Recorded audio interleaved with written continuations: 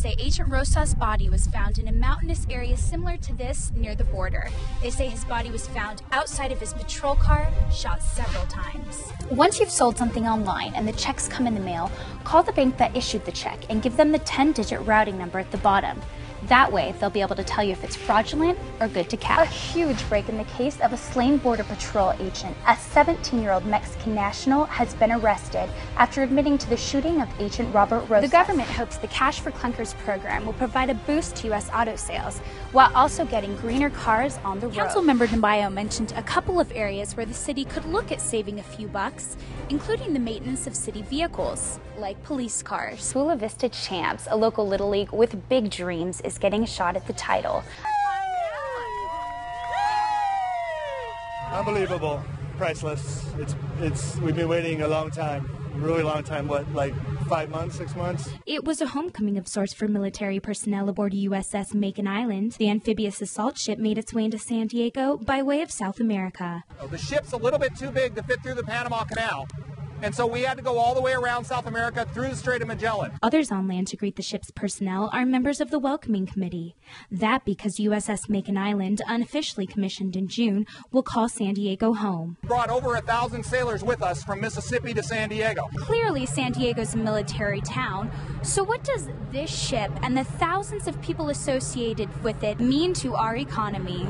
Well, it's hard to say how much money one ship and its personnel may bring into San Diego. An economist with the National University Institute for Policy Research says $1 out of $4 is military related. We calculated came out to $14.7 billion in the full calendar year 2007. And as economist Kelly Cunningham says, add in the ripple effect and it's upwards of $22.3 billion that San Diego sees as a result of the military.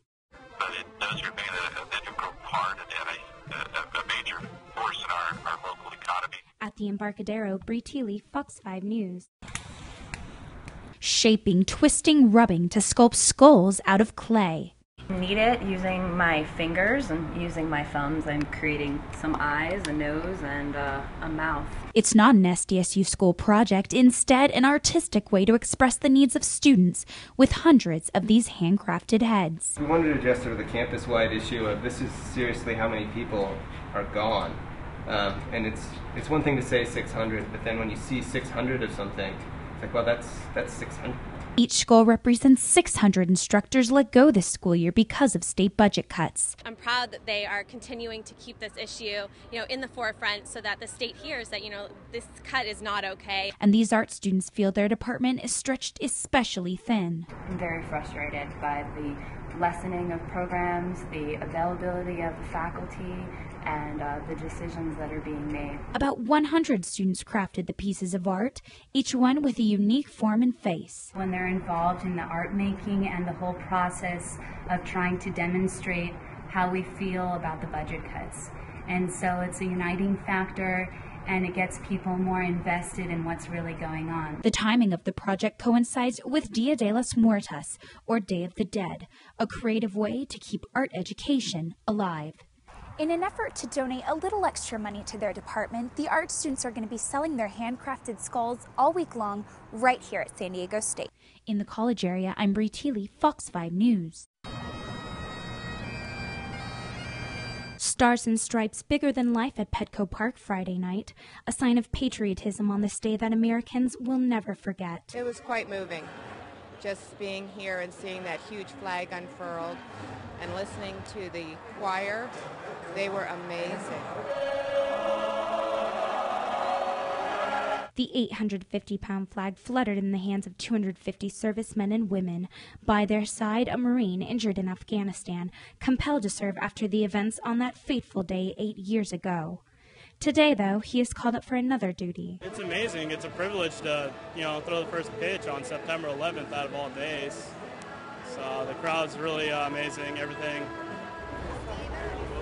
All walks of life honor those who serve at Balboa Park's Walk for Freedom, each step remembering 9/11 victims, rescue workers, and those who volunteered to defend America. We can never forget the tragedy, but we have to look on the bright side too. I mean, the good that it did for the country was unite us all together. And our nation has not been the same since. So many lives were sacrificed that day. San Diegans reflecting on the past. That whole day, it seemed like our whole nation started holding hands. It was a wonderful, but terrible, tragic, but a wonderful thing came out of it, you know. So, and when I watch this, I get so emotional. Emotions running high as Americans now come together on this day every year and renew their commitment to country. In Balboa Park, Brie Thiele, Fox 5 News.